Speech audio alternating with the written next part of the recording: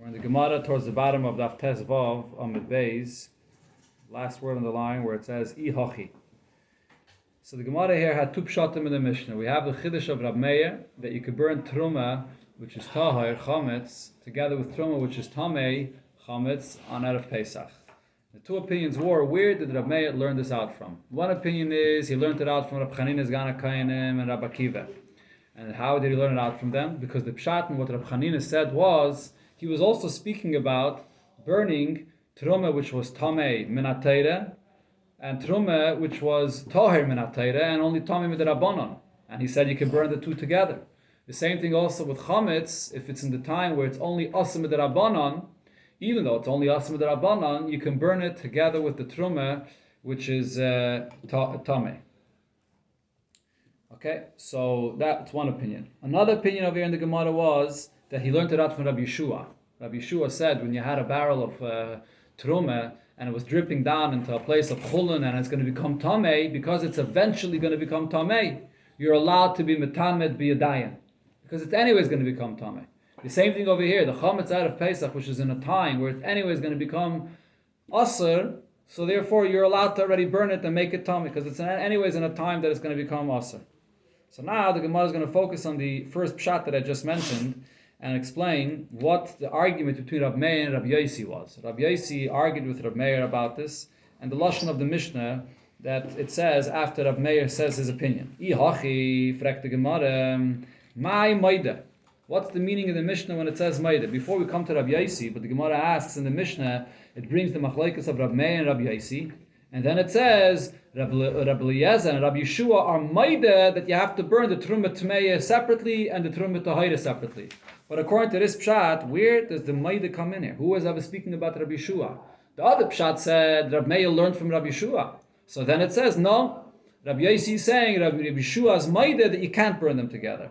But according to the pshat that we're saying now, Rab Yechanan and the other Meroim that said this pshat that has nothing to do with Rab Yeshua, so why is the Mishnah mentioning maida Rab Yeshua? And says the Gemara, this is what Rab Yosi is telling Rab Meir. Rab Yeshua, the Mekel, even Rab Yeshua that we know that he was Mekel regarding Truma, that anyway is going to become Tameh. So therefore you're allowed to make it Tameh biyadayim. Ki Mekel betluya utmeya. But when it comes to actually burning them together, he's only Mekel if it's Safik Truma, Safik Tameh by Truma, and Truma which is for sure Tameh. Al betahira utmeya light. But if you have Truma which is Toir and Truma which is Tameh, that even Rab Yosi is made that you can't burn together. The Gemara pointed out before, only reason Rabbi Yeshua allowed to be Metame Truma, which is eventually going to become Tameh, is because of the Hefsid Merubah. There was Chulin. It was going to go into another barrel of wine of Chulin, and there was the issue of a Hefsid Merubah. There he was mata such a thing. In a case where there's no Hefsid Merubah, he was only Mekel to take Safik Tameh of Truma, with Truma that's for sure Tameh, and burn them together. But stam to take Toir de Getruma and with Tomei de Getruma, even if it's chametz and you're going to be burning it now and eventually it's going to become aser, it's still not allowed. Okay, so that explains why he brought in over here Rabbi Yeshua. Rab Meir didn't bring his source from Rabbi Yeshua, but Rabbi Yosi was answering. Even Rabbi Yeshua that was mekel regarding this, even he is made that in such a case you're not allowed to burn it together. Now the Gemara is going to explain, why did Rabbi Yosi not agree to what Rab Meir said when he learned it out from Rab Chanina? If the pshat that we said before is true, amai einehi amida. Why is Rabbi Yosi telling Rab Meir that you can't learn it out from what Rab Chanina's Gana Kayanim said? Mido midahi. It's the exact same thing. It's mamish identical. Why is it identical? Rab Chanina's Gana Kayanim was talking about truma, which is tamim midrabanan, to burn it together with truma, which is tamim minatayra. Here as well, we're talking about truma, which is asim midrabanan, and we're burning it together with truma, which is tameh. It's the same, mamish the same inyan. And Rashi points out, I mentioned yesterday, that Rabbi Yosi also agrees to the fact that we compare Isser to Tumah. How do we know? Because if it would be the 7th hour when it's Asam and Atayra, Rabbi Yosi would agree that you could burn it together. Rabbi Yosi is only arguing in the 6th hour. So if you hold that Isser and Tumah is the same thing, so a Isser Midrabanan and a Tumah Midrabanan should be enough of a reason that you're allowed to make it Tomei together with the Truma Tmeya. Says the Gemara. So here the Gemara will start a new Inyan getting into the subject of Mashkin, had the Tumah of Mashkin. Rav Yirmiyah says, Rav Yirmiyah hacha bebasa shenitma b'mashkin. Here what we're talking about is With Rab Chanina's Gan HaKayin, was talking about meat from the karbanis that got tamei from liquids. Shenitnu machmas sheretz, and this mashkin, how did this mashkin itself become tamei? It became tamei from a sheretz that made it tamei. And now the question is, this mashkin that becomes tamei, is this mashkin tamei min atayre or tamei min rabbanon? And here we see a fundamental machlokes regarding all mashkin, whether it's tamei min atayre or it's tamei min rabbanon. And even if it is tamei min atayre, is it metame other things min atayre, or it's only metame other things min rabbanon? So let's see. The Rab Meir l'taimei, Rab Meir follows his opinion about this matter, and Rab Yossi l'taimei, and Rab Yossi follows his opinion on this matter. Rab Meir l'taimei, Rab Meir's opinion is the Omar tumas mashkin l'tamei acherim de rabbanon. Mashkin, even if it could become itself tamei, but it doesn't have a koyach to transmit tumah min atayre. That's only min rabbanon. Rab Yossi l'tamei, Rab Yossi follows his opinion. The Omar tumas mashkin l'tamei acherim d'iraisa. The tumah of mashkin, not only does it become itself tamei, but also to transmit tumah to other foods is also min atayre. So that's the machlokes over here. Rab Chanina's Gan HaKayin, and when he was talking about the basa that became tamei, this basa became tamei how? Through mashkin.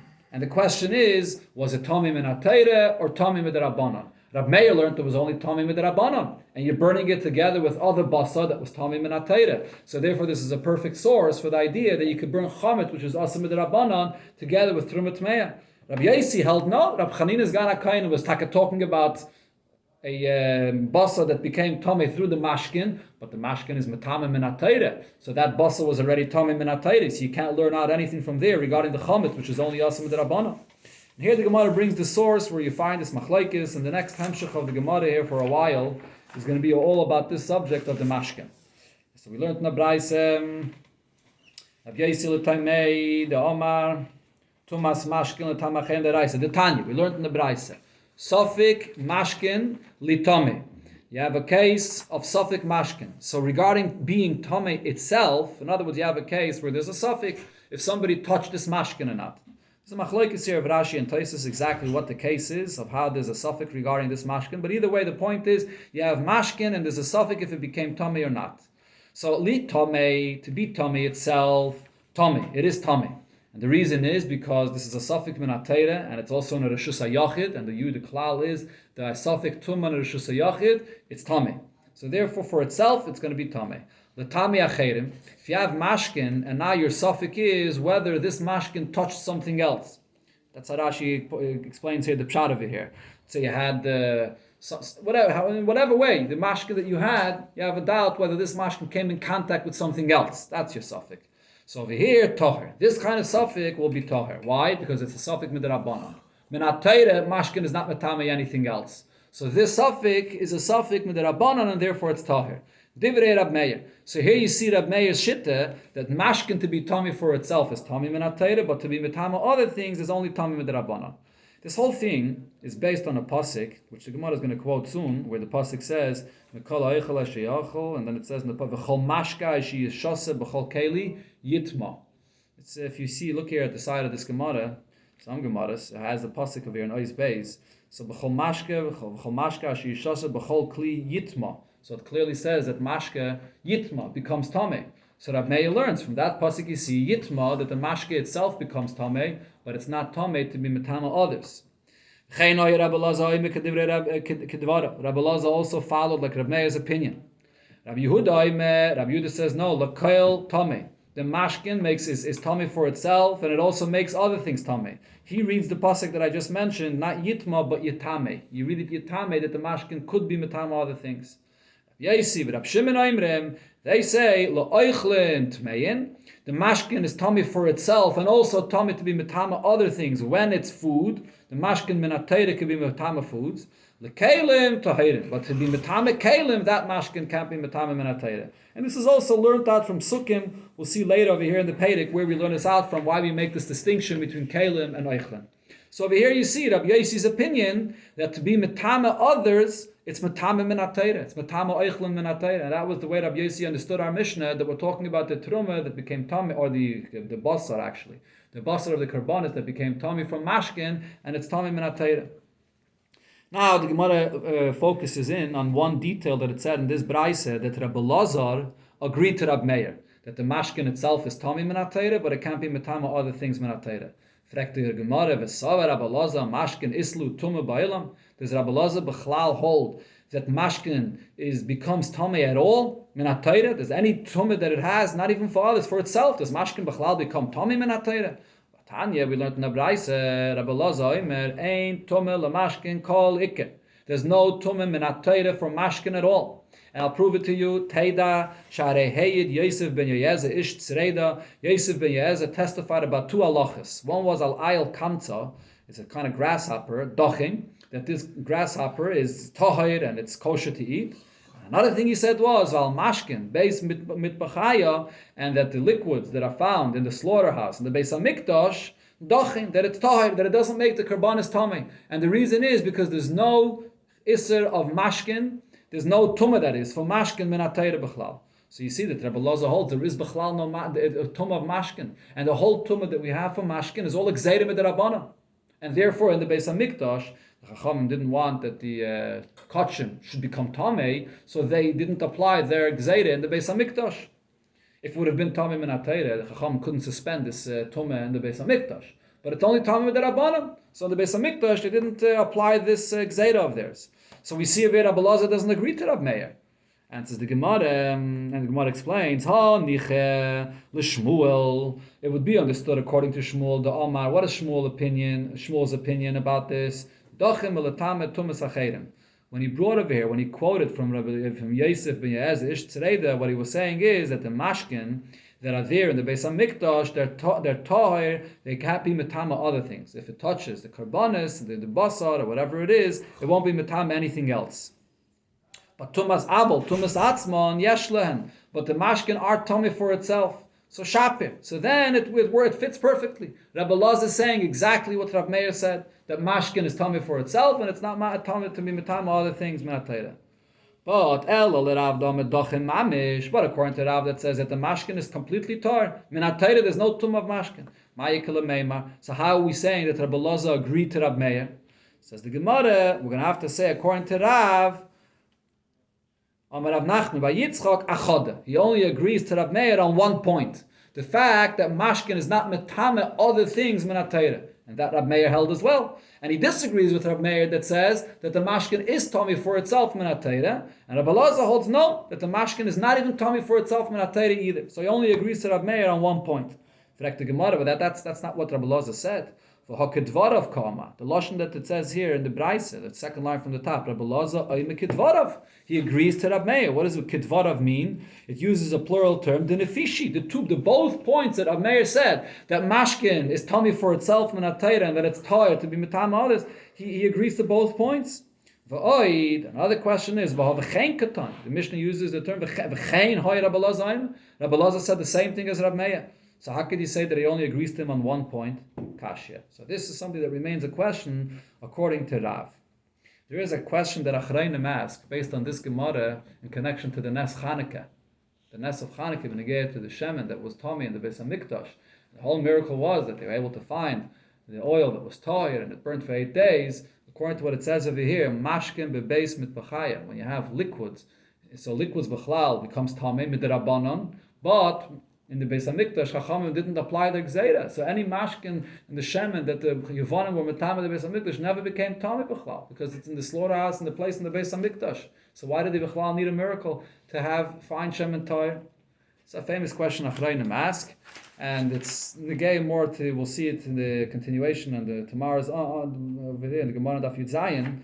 I'll explain then the answer to this question. Meanwhile, let's continue in the Gemara. Here the Gemara brings up this machlekes itself and goes through the details of the machlekes regarding mashkin. Gufer Rav Omar. Rav said, Dochin, when he testified that it was tahir, that the mashkin was tahir in the Beis Hamikdash, Dochin mamish, he meant to say that minat Torah, there is no tumah for mashkin, not even for itself. Shmuel said, Dochin milatame tumas acherim, that it was only tahir, that it can't transmit tumah to others, but not for itself. Aval tumas atzman yesh lehem. Rav holds that it's totally tahir kasava tumas mashkin the rabbanon. Rav's opinion is the entire concept of tumah regarding mashkin is all a gzeira with the rabbanon. The chi goes to the rabbanon, but mashkin dalma. Chacham's gzeira only applies to mashkin in any other place. Or b'mashkin beis mitpachaya loy gozer. They didn't want that kachim should become tummy easily, and there's always blood there and could be liquids there. So therefore over here they didn't apply their gezeira. Shmuel Lama Shmuel says that it's only tahir, that it can't transmit tumah to others. Aval tumas atzmon yeshlen.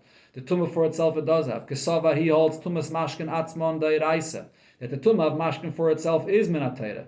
The tami acherim the rabbanon. To be mitama others, it's only with the rabbanon. V'chi goz rabbanon b'mashkin the alme. Chachamim made their gzeira only in all other mashkin. But b'mashkin beis mitpachaya, the mashkin that's in the beis hamikdash, loy goz. They did not make the gzeira.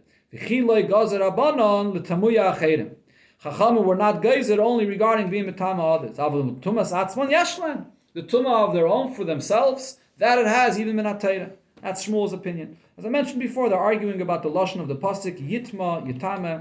As we'll see over here, the machlekes of yitma yitame is beneged to whether it's tummy for itself or tummy for others. The Gemara is soon going to explain how Rav learned the pshat in this pasuk. There's a beferish pasuk b'chol mashka sheishasa b'chol kli yitma. How could Rav say that mashkin is not tummy b'chlal minatayra? So Rav has a different pshat in that pasuk, as we'll see. But before that, the Gemara asks, so he told his son, when you go to Rav Papa, Rami Lei, ask him the following question. How could Shmuel say that mashkin is tummy minatayra for itself, but it won't be mitame any of the other meat from the karbanis, from the kachim? How could you say such a thing? Aval tumas atzman yeshlan kiri kan. If it's tummy for itself, then you should apply here what it says befedish in the pasuk v'habasar asheyiga b'chol tomei lo ya'achal, which means any basar of kachim that touches any tumah, it becomes tamei, lo ya'achal. So if this mashkin is tamei for itself, so whatever touches it should become tamei. That's what the pasuk says, b'chol tamei. If you touch anything which is tamei, you become tamei. So if the mashkin is tamei, automatically it should transmit tumah. That's what this pasuk says. And says the Gemara, no, I have a proof for you that that's not necessarily the case. Amar Rav Sheshe, berei de Rav idi midi dehave aravi b'kaidish. I'll show you an example. You have something which is tummy for itself and it doesn't transmit tumah to something else. The last level of tumah by kachim, the fourth level of the revi b'kaidish. So over there it's tummy for itself, but if anything of kachim touches it, there's no level of chamishi by tumah. So you see that there is such a thing. Same thing with mashkin. It could be tummy for itself, but it's not matama anything else that touches it. Maskef lo Ravashi. No, how could you compare? That's not a source. Revi b'kaidesh loy ikri tummy. The halacha revi b'kaidesh. There's no pasuk where it says that it's tummy. It's learned out from a kal v'chaimer, but the Torah itself never calls it tummy. So therefore, over there it doesn't transmit tummy. But over here, when we talk about mashkin, the mashkin ikri tamei. The Torah calls mashkin itself tamei, yitma. So if so, you should apply what it says in the pasuk va'abasa sheyiga b'chol tamei lo yachol, that it should be mitama others. It's a kasha. This remains a question on Shmuel. So before we had a unanswered question according to Rav, and now we have an unresolved question according to Shmuel. Now the Gemara is going to ask many questions here on Rav's opinion. How could Rav say such a chiddush that regarding mashkin there is no tumah b'chlal minatayra? There are many different sources where it seems to be that there is a tumah of mashkin minatayra. And first is the most simple, basic source, the pasuk that we're talking about. Tashema b'chol mashka shasa b'chol kli yitma. The mashkin becomes tamei. So you clearly see that there's a tumah for mashkin. That's the Gemara. Rav interprets this pasuk differently. Ma yitma hichshe. Yitma over here does not mean that it becomes tamei. Yitma over here means that mashkin will cause other foods to become susceptible to tumah. As we've learned before, in order for any foods to be susceptible to tumah, you have to have one of the 7 liquids that made it wet. And only then could it become tamei. So over here what the pasuk is saying is that the mashkin that's in a keli will make it tamei, meaning it will make other foods susceptible to tumah. That's what it's talking about. Asks the Gemara, that's not what this pasuk is teaching me. That's what it says in the beginning of this pasuk. What does it say in the pasuk there? That water makes it wet and becomes susceptible to tumah. That's not the second part of the pasuk. Answers the Gemara, no, I need both parts of the pasuk to teach me 2 details about this. Chad betlushin. The second half of the pasuk is teaching me about mashke that was removed from its source in the ground, and v'chad b'mechubadim. And the first half of the pasuk is talking about mashke that comes in contact with foods when it's still in its source in the ground.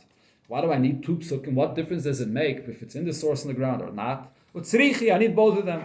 If it would let me know that mashkin that's already separated when you take it out of its source, that could cause food to become susceptible. You took it out, you put it in a keli, you made it significant, you're using it. Maybe then this water has a chshivus that it makes things susceptible to tumah.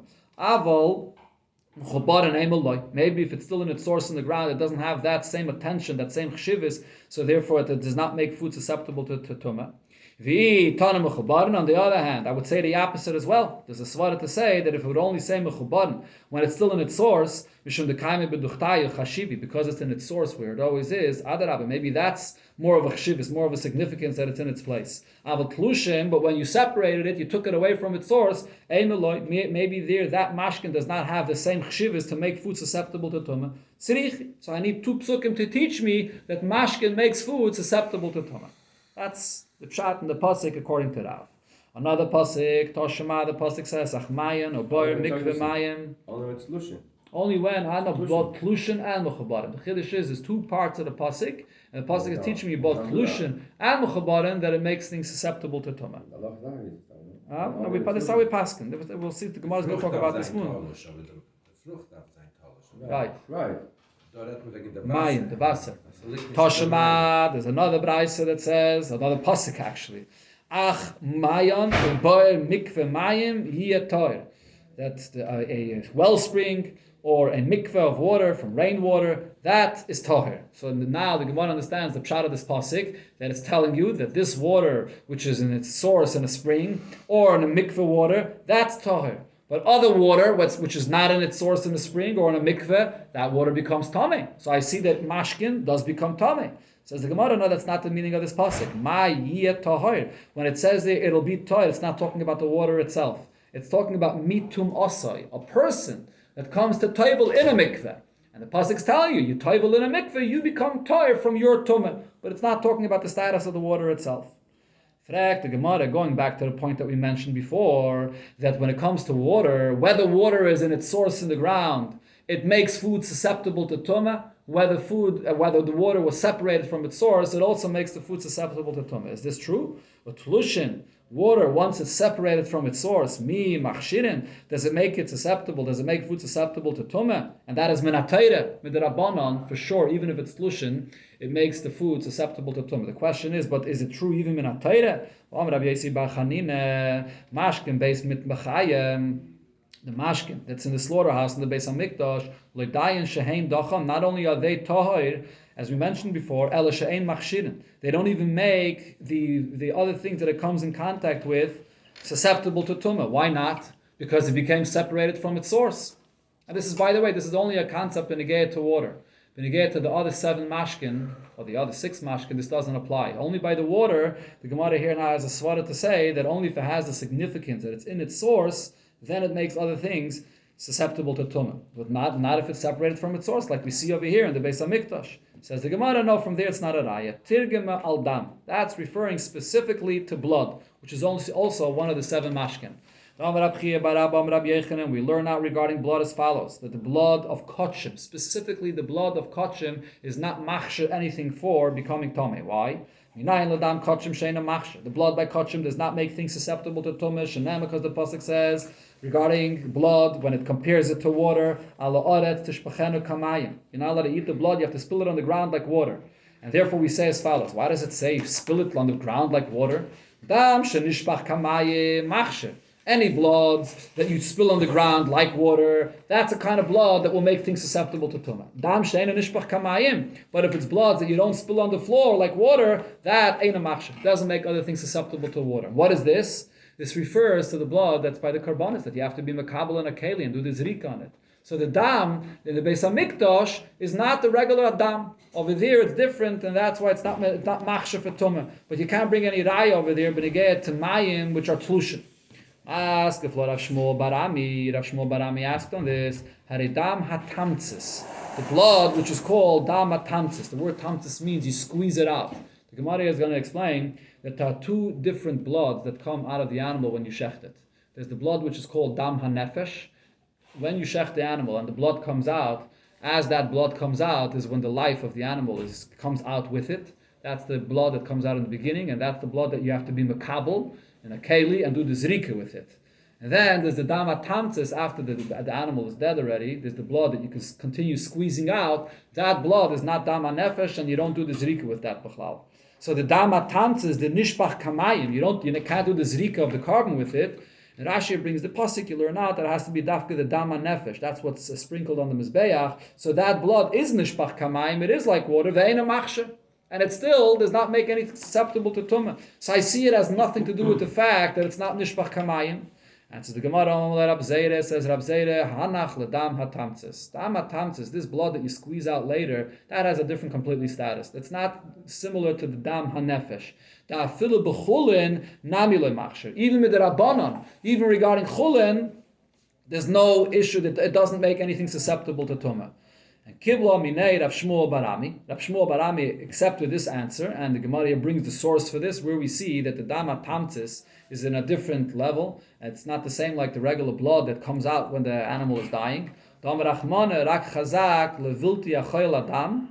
eat blood. And how does it describe blood? Ki adamu nefesh. Dam is the nefesh, is the life of the person or of the animal.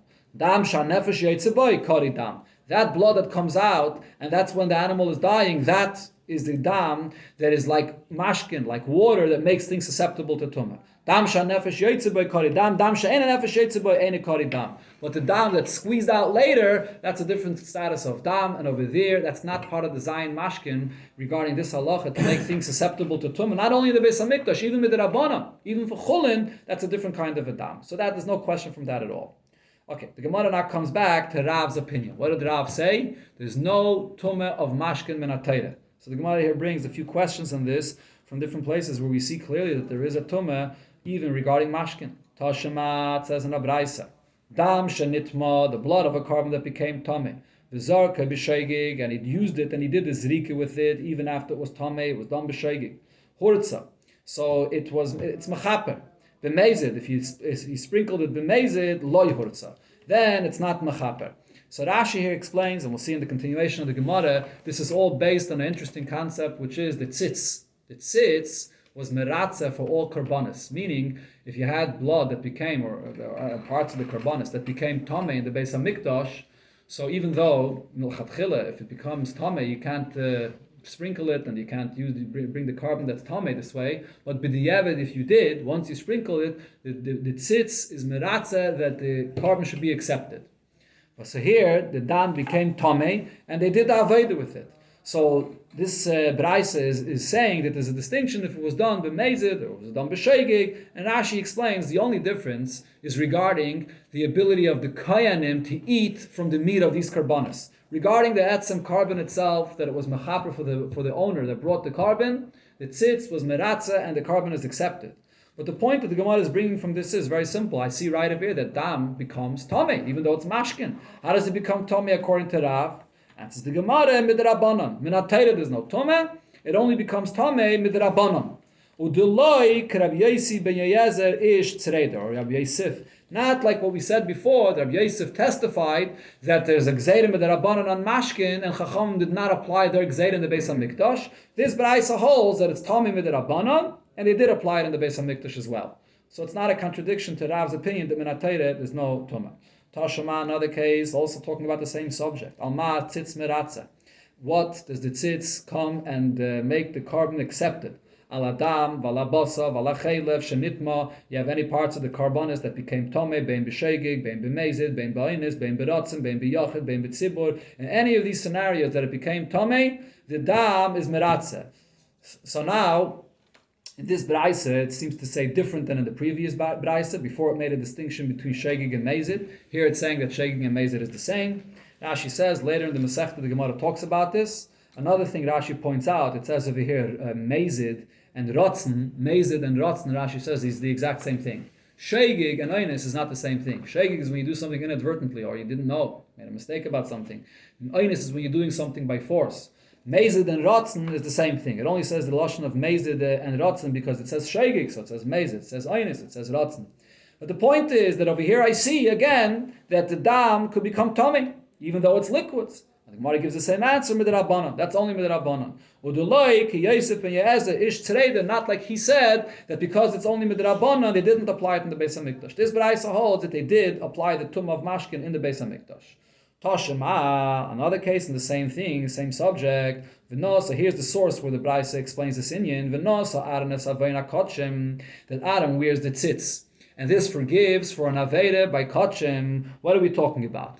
V'chi Eza oven hu naisa. Which aveda does the tzitz forgive for and make the carbon acceptable? Im oven pigul. Is it the aveda of pigul? What's pigul? Pigul is when a person has a machshava while he's bringing the carbon, while he's shechting the carbon, that he's going to eat the carbon shaloi ben kaima outside of the Beis Hamikdash. That makes it pigul. The kayin. Harei kvar nema. It already says lo yiratze, that the Eibusher does not accept that. So you can't say that the tzitz will be meratze, that it would be accepted. Im of a naisar, are we talking about the aveda of naisar? And Rashi explains, we're not talking about naisar after the fact, once the basar is already left over, but we're talking about the machshava to eat it shaloi bizmane. You shechted it with that thought, so it makes the carbon puzzle. The pasuk says lo yachashiv, that no, the carbon is not accepted. So the tzitz is not going to be meratze for that. So what does the tzitz work for? That it b'diyevet, the carbon should be accepted. Elo oven tumeh shehutra miklala b'tzibur. It refers to the oven of tumeh, and we find a certain leniency regarding tumeh, that when you have a carbon tzibur, so even b'tumeh, it's brought. A carbon symbol is deiche Shabbos and it's deiche tumeh. So regarding tumeh, that's what the tzitz is meratze, that you can bring the carbon and it's going to be the evid. If you brought the carbon, that is, it's going to be accepted.